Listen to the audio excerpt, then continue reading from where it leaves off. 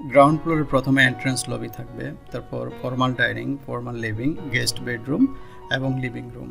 তার মানে এই ফ্লোরে একটা বেডরুম থাকবে। আমরা ফ্লোর প্ল্যানে বাকি এরিয়ার ডিস্ট্রিবিউশন দেখে নিচ্ছি। এটা হচ্ছে স্টেয়ারকেস, সিঁড়ি রুম, এটা এন্ট্রান্স লবি, সিঁড়ি দিয়ে আসলে এটা এন্ট্রান্স লবি এবং এটা লবি।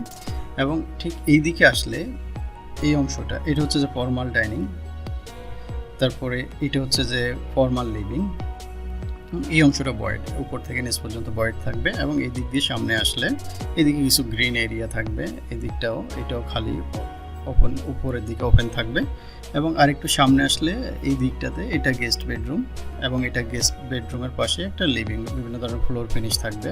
তারপর এটা হচ্ছে যে গেস্ট বাথরুম, এবং যেটা বলছিলাম যে এটা হচ্ছে যে কার লিফট, যে 4টা গাড়ি পার্ক করার জন্য। এবং এটা হচ্ছে একটা রাউন্ড স্টেয়ারকেস, এটা হচ্ছে যে একেবারে রুফটপে চলে যাওয়ার জন্য। তো এটা হচ্ছে গ্রাউন্ড ফ্লোরের ডিস্ট্রিবিউশন।